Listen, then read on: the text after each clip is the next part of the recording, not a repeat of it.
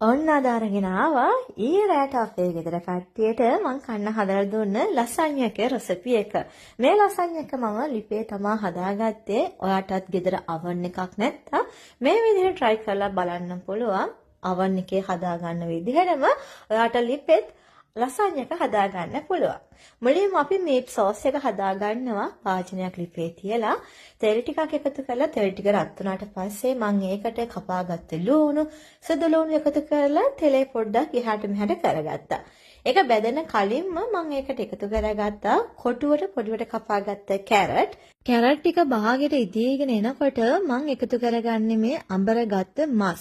අඹරගත්ත මස් වලට හොයාගන්න නැත්නම් ඔයාලා කැමති මස් වර්ගයක් කටු නැතිව අරගෙන පොඩි කෑලි වලට කපලා එකතු කරගන්නත් පුළුවන්. එහෙම නැත්නම් මේ මස් ටික බ්ලෙන්ඩ් එකට දාලා බ්ලෙන්ඩ් කරලා ගන්නත් පුළුවන්. එකතු කරගත්ත මස් ටික තෙලේ ඒ විදිහට උයාගෙන ඒකට මම අවශ්‍ය කරන ස්පයිසස් ටික එකතු කරගන්නවා. මේකට මම එකතු කරගත්තා ගම්මිරිස් කුඩු, ඉඟුරු කුඩු, මිරිස් කුඩු, ඒ වගේම ඔරිගානෝ ටිකක්, ඒ වගේම කොටුවට පොඩිවට කපාගත්තේ කොළ පාට බෙල් පෙපර් ටිකකුත් එකතු කරගත්තා. එකතු කරගෙන කලවම් කරගෙන රස අනුව ලුණු එකතු කරගත්තා. ඊට පස්සේ මම මේ එකතු කරගන්නේ ටොමැටෝ පේස්ට් එකක්. මේ පේස්ට් එක ඔයාලට කඩේ ගන්න පුළුවන්. ඒ වගේම ගෙදරදීම ඔයාලට තක්කාලි එකතු කරගෙන හදා ගන්නත් පුළුවන්. ඒ සෝස් එක හදාගන්න විදිහ මේ වීඩියෝ එකත් එක්ක මම ලියලා ඔයාලට එකතු කරන්නම්. කැමති කෙනෙකුට පුළුවන් මේ විදිහට වුණත් සෝස් එක හදා ගන්න. ඒ සෝස් එකත් එකතු කරලා සෝස් එක හිදෙන්නේ නැති වෙන්න අපි මේක අඩු ගින්දරේ උයා ගන්න ඕනේ. ඔන්න දැන් මගේ මීට් සෝස් එක හරි මම ඒක පැත්තකින් තියලා දැන් මේ කරන්නේ ලසඤ්ඤ සීඩ් ටික පොඩ්ඩක් තම්ම ගන්න. මේක තම්මන් නැතුවත් සමහර කට්ටිය එකතු කරනවා. ඒ වුණාට ඉතින් මම ටිකක් මේක තම්බ ගන්නවා. එතකොට අපිට ලිපේ ගොඩාක් වෙලා මේ ලසඤ්ඤ එක තියාගන්න අවශ්‍ය වෙන්නේ නැහැ.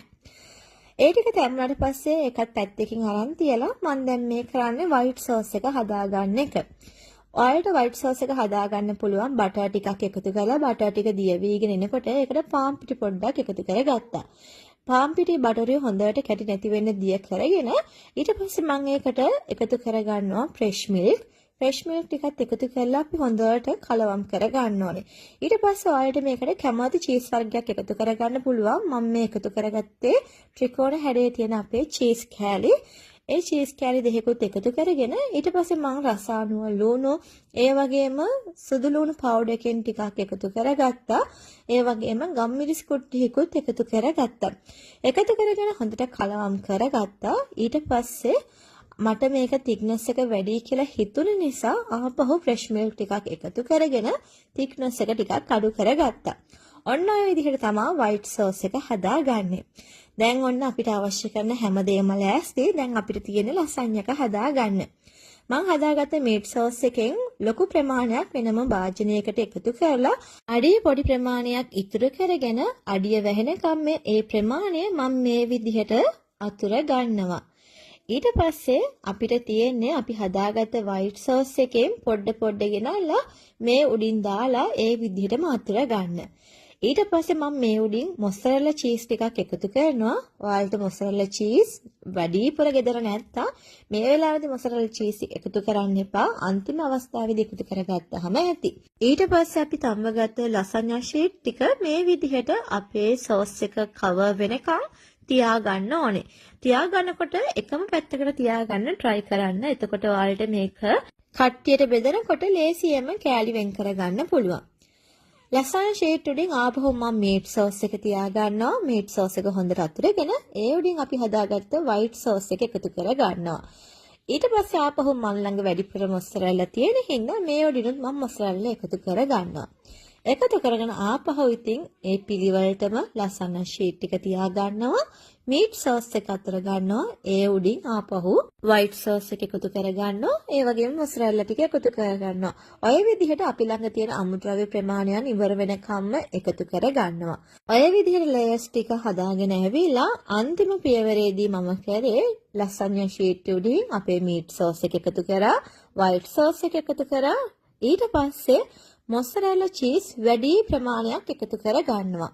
අන්න ඒ විදිහට තමයි අපි ලිපේ හදාගන්න ලසඤ්ඤ එකේ ලේයර්ස් ටික හදාගන්න ඕනේ. මේ ලිපේ හදාගන්න ලසඤ්ඤ එක මම කලින් අරගෙන ආවා. මම මේ පාර පොඩි ෂෝට් එකක් දැම්මහම මගෙන් කට්ටිය මෙසේජ් කරලා ඒ වගේම කමෙන්ට්ස් කරලා කීප දෙනෙක් අහලා තිබ්බා ආයෙ රෙසිපි එක අරන් එන්න කියලා. ඉතින් මාත් එක්ක අලුතෙන් එකතු වෙන ඔයාලට තමයි මේ රෙසිපි එක අදාරගෙන ආවේ. ඊට පස්සේ අපි පියන වහලා අඩු ගින්දරේ චීස් ටික මෙල්ට් වෙනකන් ලසඤ්ඤ එක හදා ගන්න ඕනේ. මේ තියෙන්නේ මේ විදිහට හදාගත්ත ලසඤ්ඤ එක. දැන් ඉතින් අපි කැමති විදිහට මේක කපාගෙන අපිට කන්න තමයි තියෙන්නේ. ඒ වගේම තමයි ලසඤ්ඤ එකක් කනකොට උණු පිට කන්න. එතකොට තමයි චීස් එහෙම හොඳට මෙල්ට් වෙලා හරිම රසට අපිට ලසඤ්ඤ එක කන්න පුළුවන් වෙන්නේ. ඔයාලත් මේ රෙසිපි එක try කරලා බලන්න. try කරලා බලලා මේකේ රස කොහොමද කියලා කියන්නත් අමතක කරන්න එපා. එහෙනම් අලුත් වීඩියෝ එකක් අරගෙන ආපහු එන්නම්. bye.